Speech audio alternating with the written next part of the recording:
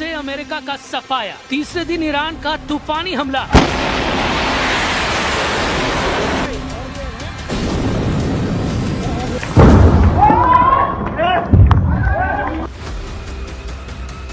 Middle east की जंग, अमेरिकी पकड़ कितनी मजबूत।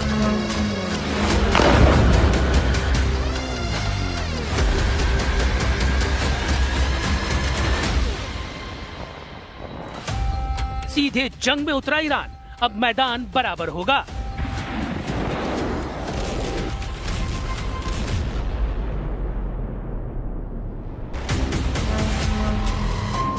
मिडिल ईस्ट के आसमान अब बादलों से नहीं, मिसाइलों की लकीरों से भरने लगे हैं। क्या खमेनी की मौत का हिसाब ईरान अमेरिका को खाड़ी से बाहर करके लेगा?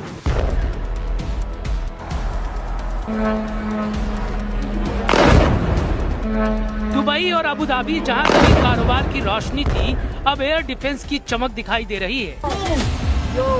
अमेरिका का सबसे बड़ा साझेदार सऊदी अरब अब ईरान का सबसे बड़ा दुश्मन बन गया है।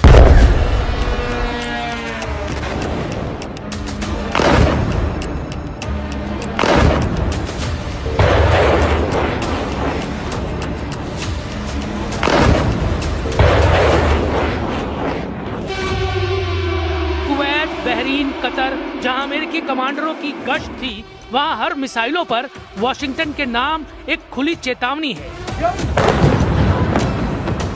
ओमान, जो अक्सर जंग को शांत करने में यकीन रखता था, वो भी जंग की लपटों से धधक रहा है। ईरान, जहां से अमेरिका की लंबी जंग शुरू हुई थी, अब वही जमीन नए टकराव का बैटल ग्राउंड बनती दिख रही है। सबसे बड़ा सवाल है, क्या ईरान सिर्फ जवाबी हमला कर रहा है या मध्य पूर्व के नक्शे को नए सिरे से खींचने की शुरुआत कर रहा है?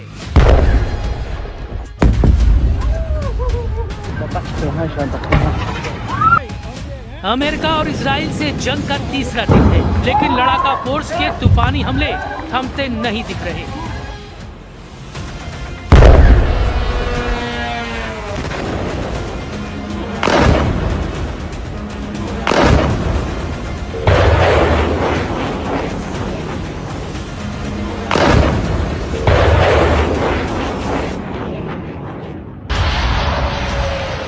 तीसरे दिन ईरान का निशाना बना सऊदी अरब का रास तनूरा तेल परिसर।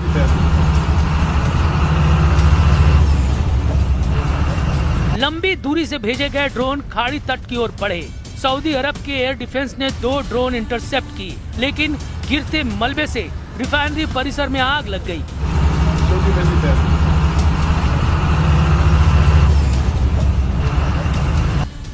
सऊदी अरामको का ये कॉम्प्लेक्स मिडिल ईस्ट की सबसे बड़ी रिफाइनरियों में से एक है, जिसकी क्षमता प्रतिदिन करीब 5.5 लाख बैरल की है और ये कच्चे तेल का प्रमुख निर्यात टर्मिनल है। ईरान का संदेश साफ है कि अगर अमेरिका इजराइल गठजोड़ ईरान पर वार करेगा, तो इसका जवाब वो तेल की नसों पर वार करके देगा। अब सवाल है कि क्या ये सिर्फ चेतावनी थी या ऊर्जा बाजार जंग का नया मोर्चा बनने वाले हैं? ईरान से उठी चिंगारी ने कतर को भी झकझोर दिया।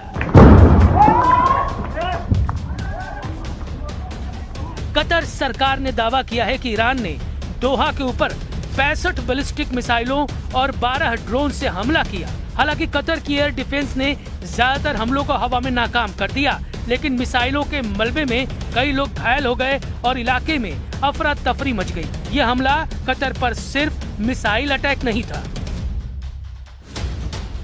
बल्कि टारगेट पर थे अमेरिकी ठिकाने, जहां अमेरिका का मध्य पूर्व ऑपरेशन चलता है, और इसकी वजह से कतर का एयरपोर्ट भी निशाने पर आ गया, जिसके बाद एयर ट्रैफिक रुक गया और हवाई सेवा बाधित हो गई। एक्सपर्ट्स का मानना है कि यह हमला अमेरिका और इजराइल के हमलों के जवाब में खाड़ी देशों पर दबाव बनाने का है। आयतुल्लाह खमेनी ने पहले ही चेतावनी दी थी कि अमेरिका का मिलिट्री एक्शन और टकराव की नीति पूरे इलाके को अस्थिर कर देगी। آمریکایی‌ها بدونن که اگر این دفعه جنگی رو بندازن این جنگ आज हालात उसी दिशा में बढ़ते दिख रहे हैं। तनाव अब सिर्फ 2 देशों के बीच नहीं रहा, बल्कि आसपास के मुल्क भी इसकी चपेट में आते नजर आ रहे हैं। अमेरिका, इजराइल और ईरान के टकराव की वजह से खाड़ी की चमकदार नगरी दुबई अब युद्ध की तस्वीर में बदलती जा रही है। ईरान ने यूएई के खिलाफ करीब 165 बैलिस्टिक मिसाइल और 541 ड्रोन लॉन्च किए। हालांकि एयर डिफेंस सिस्टम ने इस हमले को नाकाम कर दिया, लेकिन मलबे की जद में दुबई इंटरनेशनल एयरपोर्ट, बुर्ज अल अरब होटल और पाम जुमेरा के पास नागरिक इलाके आ गए। इस हमले में 3 लोगों के मारे जाने का दावा किया गया, जबकि कई लोग घायल हो गए, जबकि सैकड़ों उड़ानें रद्द करनी पड़ी। दुबई, जो दुनिया में कारोबार, पर्यटन और निवेश के लिए मशहूर है, वो मिसाइलों के मलबे से उठते धुएं से घिर गया।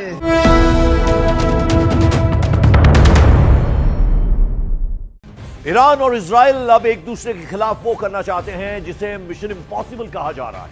ईरान ने अमेरिका और इजराइल से बदला लेने के लिए अपने टारगेट को उड़ाना शुरू कर दिया है। वहीं इजराइल और अमेरिका ने ईरान में कारपेट बॉम्बिंग शुरू कर दी, लेकिन ईरान ने कसम खा ली है कि वो पूरे पश्चिम एशिया का नक्शा बदल कर रख देगा।